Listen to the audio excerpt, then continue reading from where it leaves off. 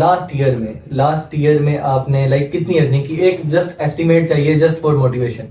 तो लाइक आपका जो फर्स्ट ब्लॉग था उसमें आपने कितनी ट्रैफिक गेन की, अगर आपको याद हो तो कितनी आपने उससे अर्निंग की? अगर एक बंदा शुरू से स्टार्ट ले रहा है, वो फ्रेश है, उसको किस चीज़ पे फोकस करना चाहिए? क्या उसको कंटेंट पे फोकस करना चाहिए, क्या उसको लाइक लिंक बिल्डिंग पे फोकस करना चाहिए? स्टार्टिंग की बात कर रहा हूँ। और या फिर क्या उसको अपनी वेबसाइट का डिज़ाइन वगैरह पहले क्या मतलब करना क्या चाहिए उसको? क्या मुझे ब्लॉग स्पॉट की साइड पे काम करना चाहिए? क्या ब्लॉगर के ऊपर भी मुझे वैसी अर्निंग होगी जैसे एक वर्डप्रेस वाला बंदा कमा रहा है?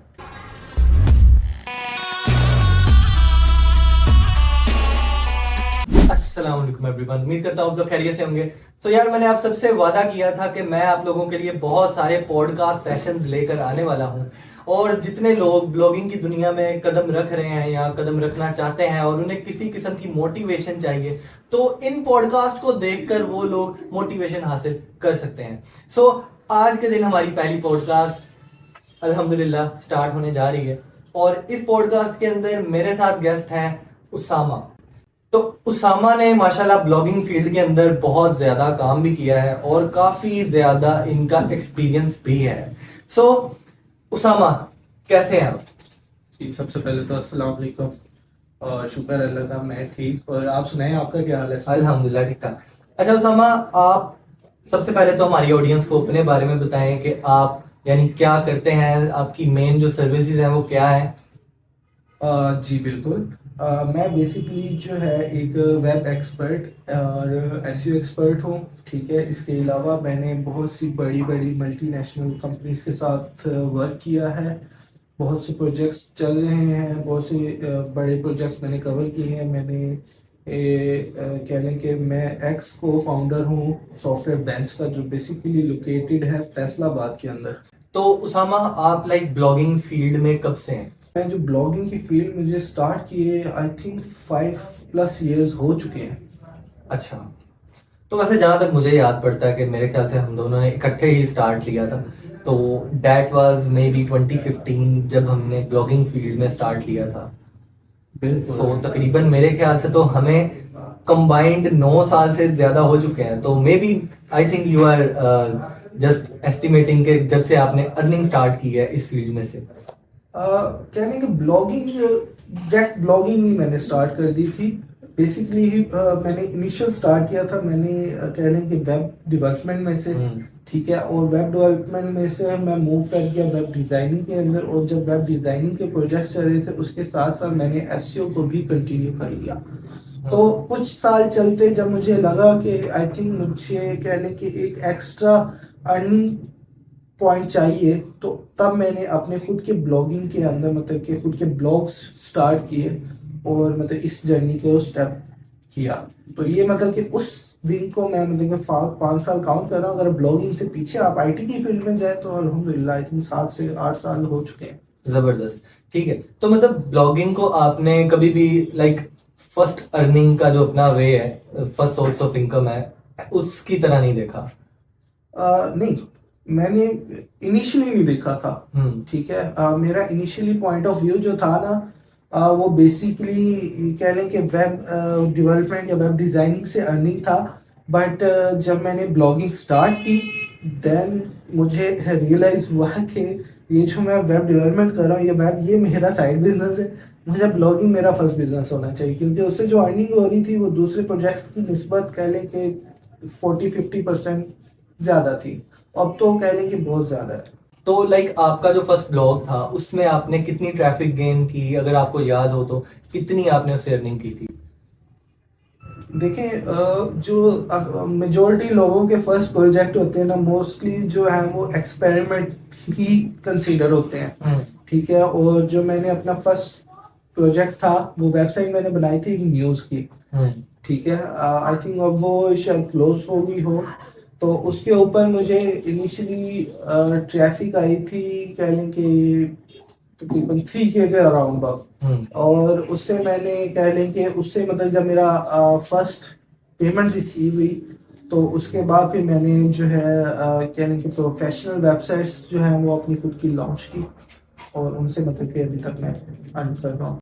ठीक है। सो लाइक ऑडियंस को एंगेज रखने के लिए मैं आपसे क्वेश्चन करना चाह रहा हूँ कि आपने लाइक मतलब ज़्यादा नहीं, लास्ट ईयर में आपने लाइक कितनी अर्निंग की, एक जस्ट एस्टिमेट चाहिए जस्ट फॉर मोटिवेशन। अगर मैं आपको एग्जैक्ट अमाउंट तो नहीं बता सकता, बट मेरा जो कह लें कि एनुअल रेवेन्यू हमारी कंपनी ने जनरेट किया, जो मेरी कंपनी थी, वो कह लें कि 8 फिगर्स के अंदर आ सही। रहा था। सही, मतलब आप लोग अगर ब्लॉगिंग को सीरियसली लेकर चलते हैं, अगर आप लोग ब्लॉगिंग को करना चाहते हैं, अगर आप उसको कर लेते हैं, अगर आप इस स्किल को मास्टर कर लेते हैं, तो इस स्किल में स्केलेबिलिटी जो है वो किस हद तक है? इसके अंदर लिमिट नहीं है, आप ठीक इसको है। जितना मर्जी ऊपर ले जाएं, डिपेंड करता है आपके माइंडसेट के ऊपर। अगर आप अर्न करें, आप उसकी जो परसेंटेज है आप बिजनेस के अंदर वापस पुट करें, ठीक है। अगर आप वही जो अर्निंग आप अगर खाते रहेंगे तो एट द एंड अगर वो आप कहेंगे कि चले मैंने एक वेबसाइट बना ली, उसके ऊपर एक कंटेंट डाल दिया, चलता रहेगा, वो एक ना एक दिन डाउन होना है जब आप कंपटीशन में रहते हैं। मतलब 1.5 लाख की वेबसाइट को बेचकर 1 to 5 ना लें, वही पैसे अपने काम में 2 बंदे और रख के अपने काम को बढ़ाएं। बिल्कुल। अगर आप वेबसाइट चला रहे हैं, ठीक है, अब सपोज करें आपकी वेबसाइट आपको रेवेन्यू दे रही है मंथली कोई 4 लाख 5 लाख, ठीक है, तो आप जो है 2 लाख वापस वेबसाइट के अंदर रखें, ठीक है, और 2 लाख आप अपने खर्च कर लें बेशक, और जो 1 लाख है आप न्यू प्रोजेक्ट्स पे इन्वेस्ट करें। ये मेरा मानना है। ठीक है। अच्छा सामा, जो बिगिनर्स हैं वो जब ब्लॉग क्रिएट कर रहे होते हैं, एक तो सबसे पहला जो क्वेश्चन है कि उनकी इन्वेस्टमेंट कितनी आती है। ठीक है, एक लाइक एक बंदा है, उसको अगर एक ब्लॉग स्टार्ट करना है तो एक ब्लॉग बनाने में कितनी इन्वेस्टमेंट आएगी, सबसे पहला तो ये क्वेश्चन है। और इसके बाद कुछ लाइक ब्लॉग को चलाने से रिलेटेड क्वेश्चन है, तो वो मैं बाद में करता हूँ, पहले आप काइंडली ये बताइए। ब्लॉग बनाने की इन्वेस्टमेंट टोटली आपके ऊपर डिपेंड करती है। आपको एक फ्री के अंदर भी आपको एक ब्लॉग बन के मिल जाएगा, ठीक है, आपको कह लें कि 40-50,000 तक भी आपको एक ब्लॉग के ऊपर कॉस्ट आ सकती है, ठीक है। फ्री वाला सीन होता है वो आप सिंपली गूगल पे जाएं और गूगल ब्लॉग स्पॉट जो है वो सर्च करें, उसके ऊपर आप अपना ब्लॉग बनाएं, बिल्कुल फ्री ऑफ कॉस्ट लगेगा। उसके अंदर आपका सेम वैसे आपने उसके अंदर कंटेंट आर्टिकल अपने अपलोड करने अच्छा सामा, देखें, कुछ लोग कहते हैं कि वर्डप्रेस के ऊपर काम करना चाहिए, यानी कि मेजोरिटी यही कहती है, लेकिन काफी ज्यादा लोग इस लाइक क्वेश्चन का आंसर ढूंढते रहते हैं कि क्या मुझे ब्लॉग स्पॉट की साइट पे काम करना चाहिए, क्या ब्लॉगर के ऊपर भी मुझे वैसी अर्निंग होगी जैसे एक वर्डप्रेस वाला बंदा कमा रहा है?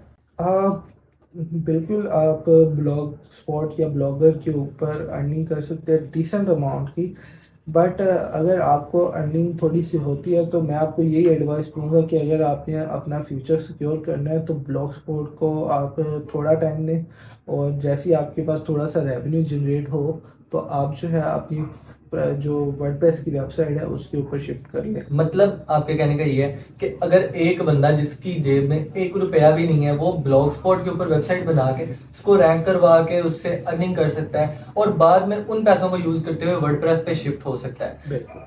सो गाइज, अगर आप भी ब्लॉग स्पॉट का कोर्स करना चाहते हैं तो मैंने अपने चैनल के ऊपर कंप्लीट फ्री में कोर्स अपलोड कर दिया है, जो इस पे मैंने एक ब्लॉगर की वेबसाइट को बनाने से लेकर उसको रैंक करवाने तक सारी की सारी वीडियोस जो हैं वो उसी कोर्स के अंदर मेंशन्ड है। मैं आपको यहाँ पे थंबनेल जो है और आई बटन में भी मैं वैसे आप लोगों को वो वीडियो दे देता हूँ, प्लेलिस्ट का जो लिंक है वो मैं आप लोगों को प्रोवाइड कर देता हूँ, आप लोग यहाँ से वो कोर्स देख सकते हैं जो कि टोटली फ्री है।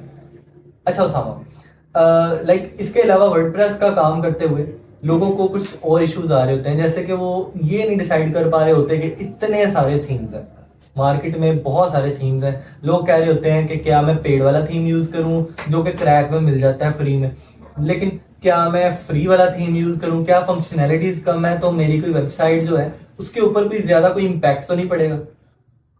देखें, सबसे पहले तो जो क्रैक थीम वाला कॉन्सेप्ट है ये बिल्कुल गलत है, ठीक है। आपको बिल्कुल मिल जाते हैं, आपको क्रैक थीम मिल जाते हैं, लेकिन ये कह लें कि एक किस्म से आप अपने साथ, आप अपने और अल्लाह के साथ बीच में ताल्लुकात ख़राब कर रहे हैं। यानी कि जो एक बंदा अगर वो पेड़ दे रहा है वो किसी वजह से दे रहा है, उसकी एफर्ट की वो प्राइस है, ठीक है, और आप उसको अगर क्रैक कर रहे हैं एक किस्म से आप उसको चोरी कर रहे हैं।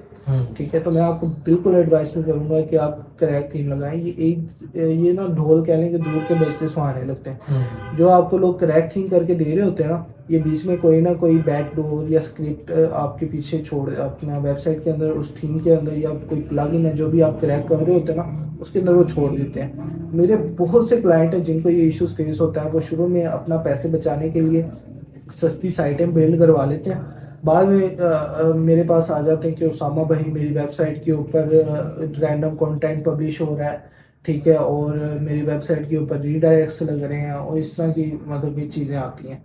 तो ये सब चीज़ें आती हैं आपके क्रैक थीम की वजह से, ठीक है। रही बात अगर आपने फ्री थीम करना है, तो आप जो है वर्डप्रेस का जो डिफ़ॉल्ट थीम होता है, जो इसका हेलो थीम, हेलो कह रहा हूँ, उसका 2024 है, ठीक है, और 2024, 23, 22, 21 आप बैक एंड पे जितना जाना चाहें, आपको उनके प्रॉपर वीडियो ट्यूटोरियल्स आपको यूट्यूब के ऊपर मिल जाएंगे। आप उनको, अगर आपके पास बजट नहीं है, आप उनको कैरी ऑन करें, ठीक है। या फिर अगर आपने कुछ डिज़ाइन के अंदर जाना है, तो आप हेलो थीम जो कि एलिमेंटर का, आप उसको कह लें कि प्रैक्टिस करें, वो बहुत अच्छी चीज़ है, लेकिन आपने क्रैक की तरफ नहीं जाना। तो यानी कि जनरेट प्रेस जो है वो बिगिनर्स मेरे ख्याल से कि यूज कर सकते हैं। बिल्कुल, जनरेट प्रेस बिगिनर्स के लिए यूज़ कर सकते हैं। ठीक है। अच्छा, और इसके अलावा बहुत सारे लोगों को ये डिफिकल्टी पेश आती है कि वो कहते हैं कि यार क्या मैं चैट जीपीटी से अगर कंटेंट जनरेट करवा के लगा दूं तो क्या मेरी वेबसाइट रैंक हो जाएगी? चैट जीपीटी से जो आप कंटेंट लगाते हैं ना, वो आपकी बिल्कुल रैंक हो जाएगी, लेकिन 4 दिन के लिए, ठीक है। गूगल को पता है कि आपने कंटेंट जो है वो एआई कंटेंट जनरेट किया हुआ है, ठीक है, और गूगल ये कंटेंट खुद भी उनको प्रोवाइड कर सकता है, ठीक है। अब जो आप प्रोवाइड डाटा कर रहे हो, आपके अंदर कैसी क्या खास बात है जो वो खुद नहीं दे सकता या बाकी लोग नहीं दे सकते, ठीक है। अगर आपने अपने कंटेंट में स्टैंड आउट करना है, तो अपना कंटेंट खुद राइट करें।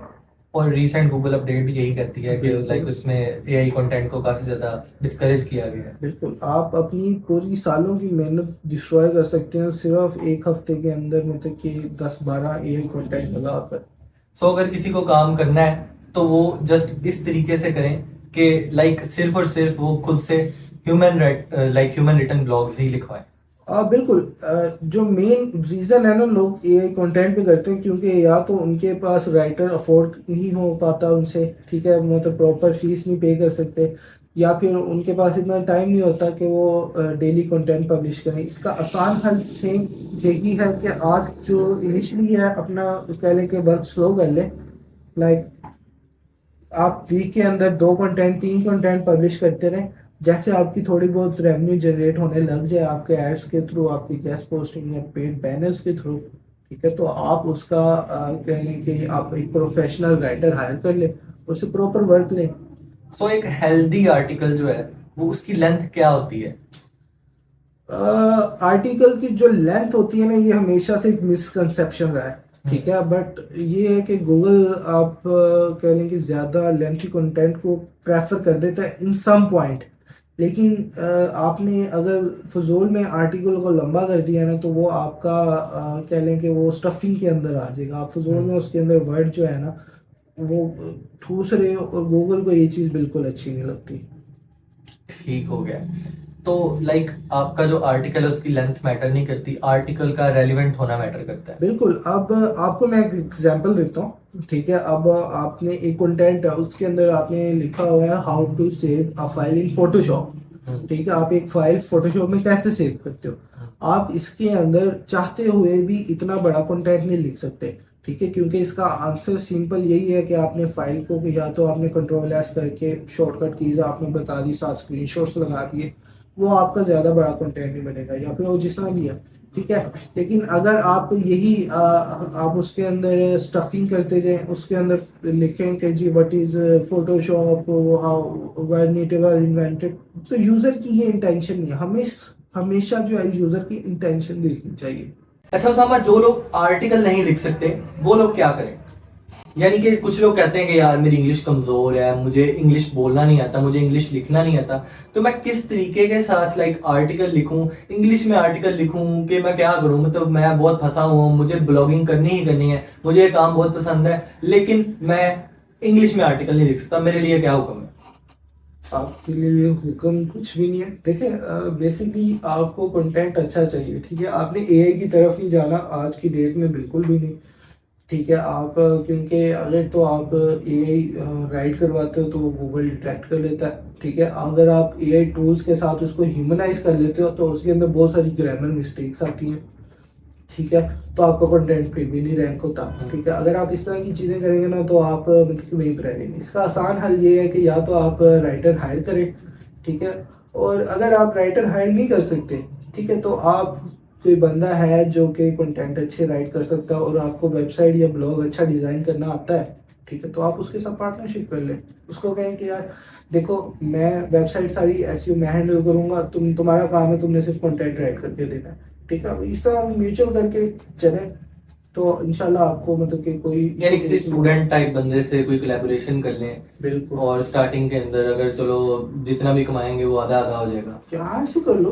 कोई कोई आपने गलत काम नहीं करना, आप तरीके से चले। आप उसको भी अर्निंग का वे आप बन जाए, आपका वो आपकी अर्निंग का वे हो, आप उसकी अर्निंग का वे हो। ठीक है। अच्छा उसामा, एक और बहुत ही इंपॉर्टेंट क्वेश्चन है कि लाइक एक ब्लॉग है वो काफी रैंक किया हुआ है, उसके ऊपर लाइक कह लें कि ट्रैफिक भी अच्छी आ रही है। अब उस ब्लॉग से कौन कौन से वेज ऐसे हैं जिनसे मैं अर्निंग कर सकता हूँ? ब्लॉग तो बेसिकली लोगों को ना, अक्सर लोग मुझसे पूछते हैं कि यार उसामा ऑनलाइन अर्निंग कैसे होती है, क्या हम लोग कंटेंट लगाएंगे और हमारे पास पैसे आने लग जाएंगे, ठीक है। ये वही सवाल है जो आपने किया कि किस तरह अर्निंग करेंगे, ठीक है। देखिए बेसिकली जो वेबसाइट के ऊपर अर्निंग होती है ना, ये किसी भी ऑनलाइन प्लेटफॉर्म हो गया, यूट्यूब हो गया, आप उसके अंदर आप अर्निंग करते हैं अपनी ऑडियंस की बेस के ऊपर, ठीक है।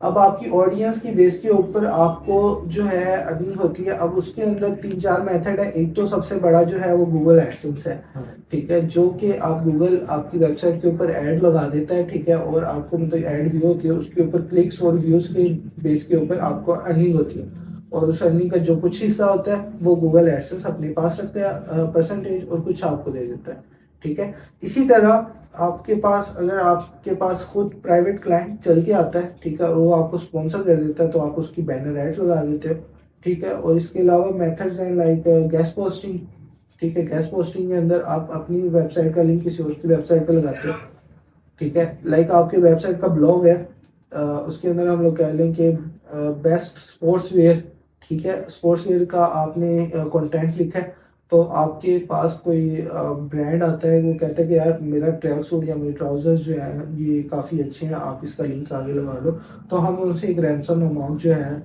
को लेकर अपना उनका जो कंटेंट है वो अपनी वेबसाइट के ऊपर पब्लिश कर देते हैं। तो ये तीन चार मेथड है जो फेमस है। बाकी आप छोटे छोटे मेथड जो है ना वो आप जितने मर्जी लेके चले गए, ठीक है। तो अर्निंग का मेथड वही होता है, आपकी बेस करता है ऑडियंस के साथ।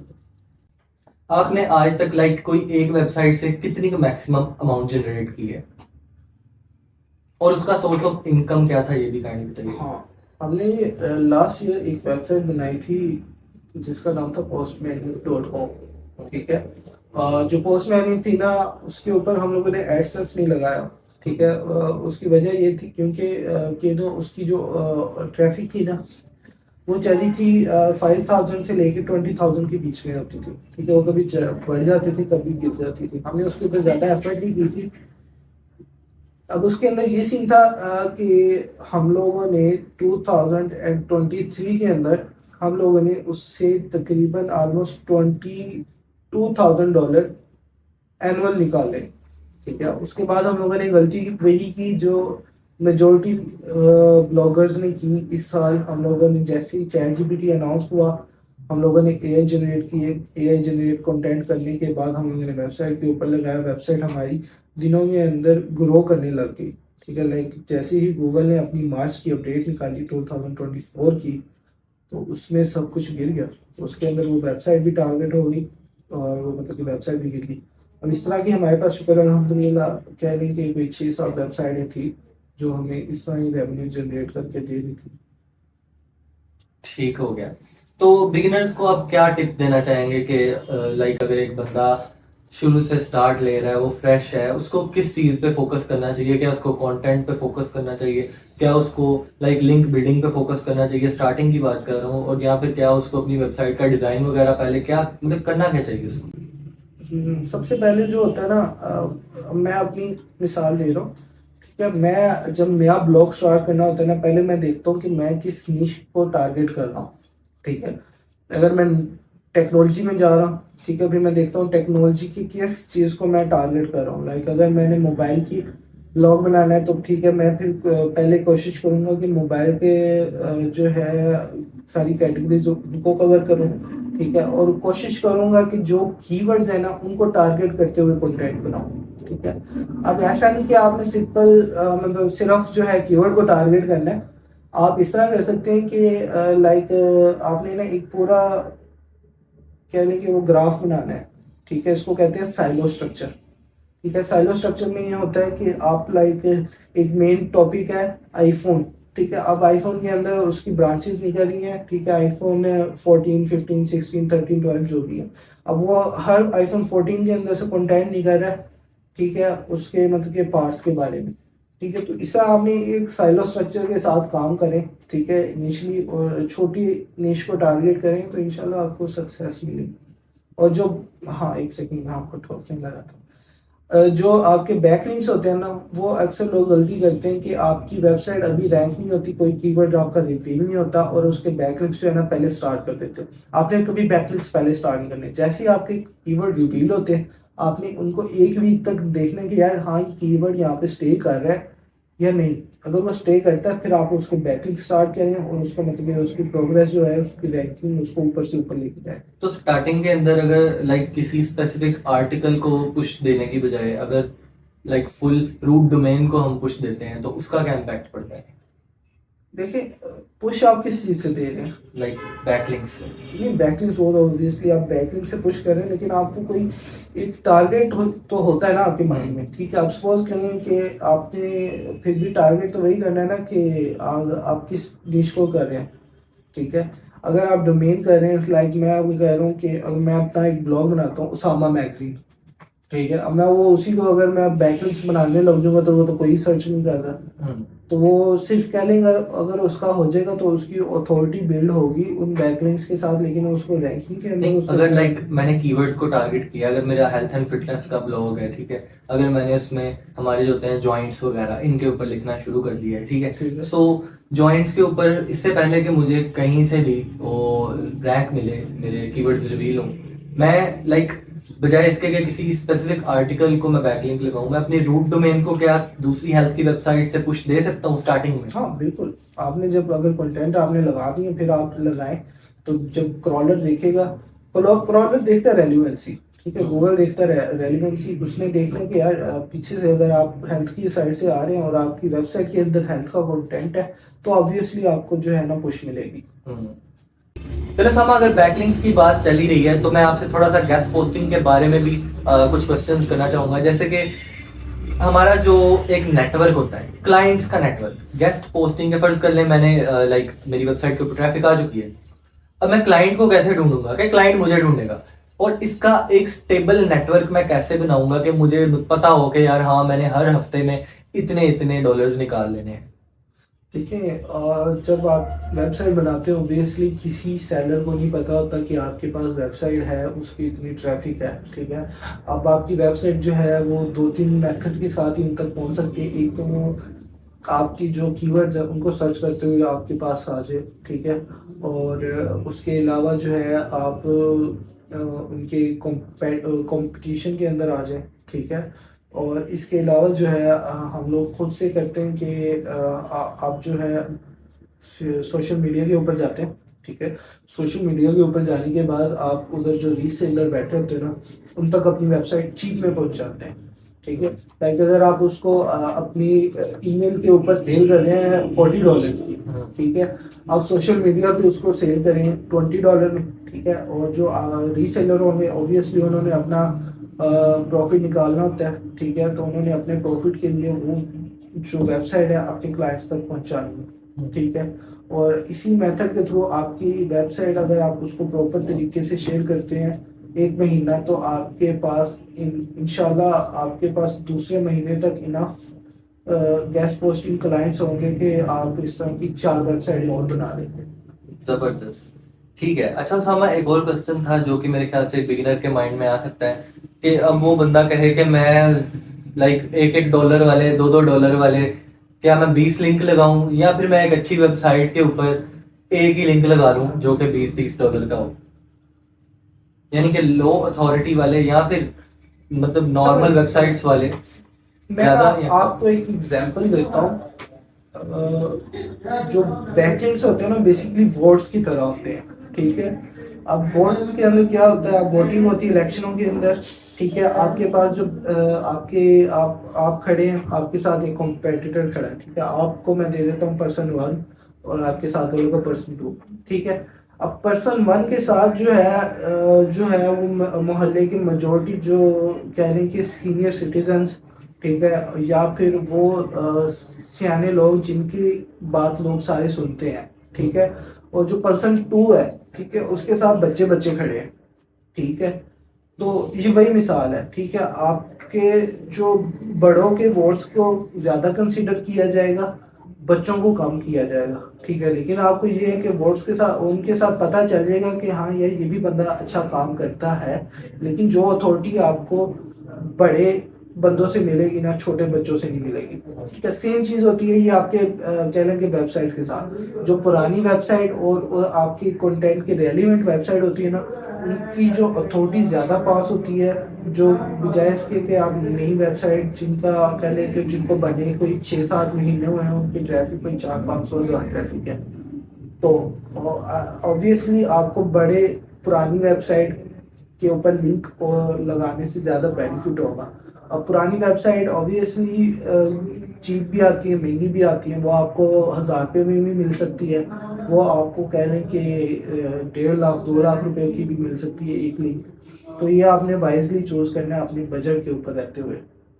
ठीक हो गया। तो अच्छा, कुछ लोग ऐसे भी कहते हैं कि मैं ब्लॉगिंग के काम में आने से पहले मैं लाइक रीसेलिंग का काम करना चाहता हूँ, तो क्या गेस्ट पोस्टिंग की रीसेलिंग जो है, क्या ये एक अच्छा काम है, क्या इस पे रिलाई किया जा सकता है?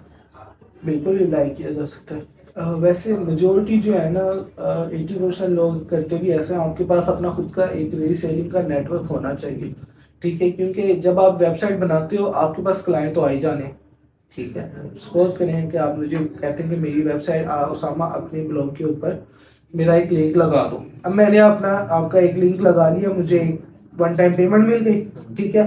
अब वो क्लाइंट जा रहा है, ठीक है। अब मैंने उसको टैकल करना है, तो मेरे पास कोई प्रोडक्ट होंगे तो मैं उसको टैकल करूंगा ना। तो मैं क्या करूंगा, मैं आपको कहूँगा स्मिथ, मेरे पास और मेरी सिस्टर साइट्स हैं, ठीक है, जिनके ऊपर आपको लिंक लगाना बेनिफिट हो सकता है, ठीक है। आपको हम दोनों को बेनिफिट होगा। तो मैं अपनी जो कह लें कि जो मैंने अपना नेटवर्क बनाया होगा रीसेल का, ठीक है, वो मैं इनके साथ शेयर करूंगा, और ये मतलब कि उनके ऊपर भी करेंगे और मुझे उससे भी रेवेन्यू जनरेट मतलब अपने क्लाइंट को बिल्कुल नहीं जाने देना। तो एक जो रीसेलर है, जो बंदा सिर्फ रीसेलिंग करता है, सिर्फ गेस्ट पोस्ट की रीसेलिंग करता है, कमीशन कमाता है, वो कितना का कमा लेता है एक महीने का?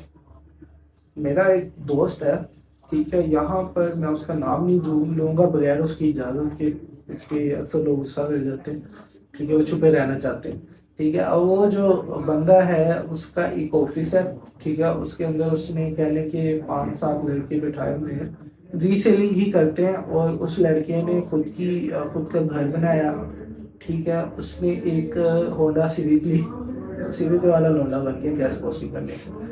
और उसने सिविक ली, घर बनाया, और शुक्र अल्हम्दुलिल्लाह उसने अपनी ज़िंदगी के जो मेजर इवेंट्स हैं उनको मतलब कि कवर किया। उसके अंदर उसकी शादी थी, उसके भाई लोग, उसके भाई सिस्टर सबको कवर किया, ठीक है। इसी तरह एक और मेरा फ्रेंड है, ठीक है, शायद आप उसको भी जानते हैं, उसका नाम फैसल है, ठीक है। इसी तरह उसने माशाल्लाह से अपना खुद का घर, ठीक है, रिकन्स्ट्रक्ट करवाया, और उसके बाद उसने अपने पेरेंट्स को उम्रा करवाया, और उसने अपनी मतलब कि खुद की गाड़ी वगैरह ली। तो ऑब्वियसली जो रीसेलिंग में ना अर्निंग है और बहुत ज़्यादा है। तो समा, अगर किसी बंदे के पास लाइक इन्वेस्टमेंट है और वो चाहता है, उसे लाइक एसईओ का बिल्कुल नहीं पता एसईओ के बारे में, और वो चाहता है कि उसका एक ब्लॉग भी हो और वो रैंक भी करे, और कंप्लीट कोई बंदा उसे साथ लेके चले, कंप्लीट प्लान हो जिसके पास उसका लाइक उसके ब्लॉग को रैंक करने का, या कोई टूल्स बेस्ड वेबसाइट हो, तो क्या वो आपके साथ राब्ता कर सकते हैं? जी बिल्कुल, हमारे पास कह लें कि डेडिकेटेड टीम बैठी हुई है। हर ठीक है। हमारे पास टीम बैठी हुई है हर फील्ड की, ठीक है। हमारे पास राइटर बैठे हैं, हमारे पास डिज़ाइनर बैठे हैं, हमारे पास डेवलपर बैठे हैं, ठीक है। आपके पास किसी तरह की भी वेबसाइट हो, आपने बनवानी हो, तो आप जो है हमें कॉन्टेक्ट कर सकते हैं, ठीक है। हम आपको प्रॉपर गाइड करेंगे, ठीक है। आपने अपनी ब्रांडिंग किस तरह करनी है, ठीक है। आपने आपने ब्लॉग बनाना है तो आपने किस निश को टारगेट करना है, हम आपकी डोमेन सेलेक्ट करवाते हैं और आपको कंप्लीट गाइड करते हैं। और इंशाल्लाह आपको विद इन 6 मंथ आपको इंशाल्लाह रेवेन्यू के मोड़ तक ला के छोड़ देते हैं। तो गाइज अगर आप भी उसामा से कोई ना कोई ऐसे लाइक अपना ब्लॉग क्रिएट करवाना चाह रहे हैं और कंप्लीट काम आप चाह रहे हैं कि उसामा आपको करके दें और कंप्लीट कंटेंट का प्लान आपको प्रोवाइड करें, तो आपको डिस्क्रिप्शन में इनका नंबर और ईमेल दोनों मिल जाएंगी। और इसके अलावा अगर आप लोगों को लाइक कोई भी एडसेंस से अप्रूव्ड वेबसाइट चाहिए हो, किसी भी कंट्री की, यूके, यूएस या कोई भी दुनिया का कंट्री है, उसमें से अगर आपको वेबसाइट चाहिए या फिर आपको एडएक्स अप्रूवल रिक्वायर्ड है या फिर आपको चलते हुए ब्लॉग रिक्वायर्ड है, तो आप मेरे साथ यहाँ पे फैसलाबाद में मेन ऑफिस में आप लोग आके फेस टू फेस डील करके आप लोग अपनी वेबसाइट ले भी सकते हैं। और इसके अलावा आप लाइक अगर उसामा से भी मीटिंग करना चाहते हैं तो ऑब्वियसली आई थिंक कि वो मैनेज कर लेंगे मीटिंग के लिए भी। सो गाइज अगर आप लोगों को ये पॉडकास्ट पसंद आई है तो लाजमी चैनल को लाइक शेयर सब्सक्राइब कर दें, बेल आइकन प्रेस कर दें ताकि हर आने वाली वीडियो आप लोगों को पहुंचती रहे। उम्मीद करता हूँ आप लोगों को काफी सारी चीजें इस पॉडकास्ट से सीखने के लिए मिली होंगी। मिलते हैं नेक्स्ट पॉडकास्ट में। अल्लाह हाफिज।